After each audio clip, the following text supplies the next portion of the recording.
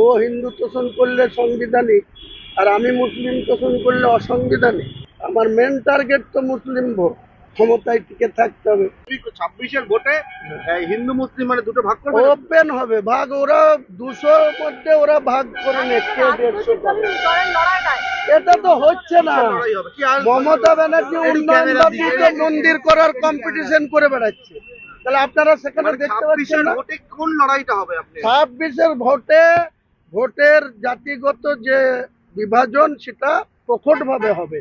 হিন্দুরা হিন্দুদের নির্বাচিত করুক না, 200 সিট হিন্দু মেজরিটি সিট আছে, নির্ণয় করুক না, তারা 200 সিট মমতা ব্যানার্জিকে দিবে না শুভেন্দুকে দিবে, তারা হোক।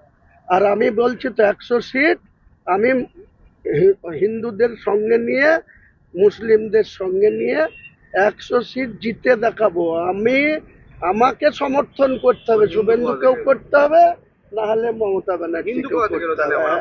তাহলে আপনার হিন্দু কোথা থেকে এলো মানে? হিন্দু তো আসবেই, আমার তো 90-এর বেশি মেজরিটি নাই, আমি তো 200 সিটে লড়বো।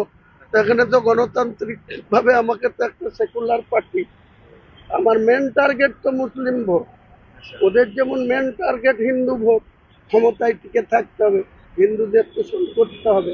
তো ও হিন্দু তোষণ করলে সাংবিধানিক, আর আমি মুসলিম তোষণ করলে অসাংবিধানিক। এটা তো হতে পারে না ভারতবর্ষের সংবিধানে। আর একটা প্রশ্ন করে নি, একদিকে আপনার এগেনস্টে কেস দিচ্ছে, একটা ঘটনা ঘটেছে, অন্যদিকে কালকের ক্যানিং এ এমএলএ কাপে সেখানে একটা বিশৃঙ্খলা, প্রচন্ড হুড়োহুড়ি, পদপিষ্টের টাইপের ঘটনা ঘটেছে। সেখানে পুলিশের শীর্ষকর্তারা উপস্থিত ছিলেন কিন্তু তাদের সক্রিয় হতে দেখা যায়নি বলে অভিযোগ। এটা মানে আমাদের রাজাবাবুর এলাকা, রাজাবাবুর প্রিয় পাত্ররা সব এসব করে। রাজাবাবুটাকে দেখুন, বাংলার রাজাবাবু আছে তো, আগামী দিনে রাজাবাবু তো রাজাবাবুদের এখতিয়ারের, মানে তাদের যে এলাকা, সেই এলাকায় পুলিশের ঘাড়ে কটা মাথা আছে যে যা খুশি তাই করবে বা আইন মোতাবেক চলবে। হ্যাঁ, কথা আছে, সুমন বাবুর সাথে কথা। ওদের কিছু সমস্যা আছে, আপনারা জানেন 25,700 ওই 52 জনের চাকরি চলে গেছে। তারপরে তো মুখ্যমন্ত্রী বড় বড় করে বলেছিলেন ABC সব কি নাকি ওনার রেডি আছে। তা সেই 31 ডিসেম্বর তো চলে যাচ্ছে, ABC কোথায় যাচ্ছে তা নিয়ে আলোচনা হবে, তারপরে কথা হবে।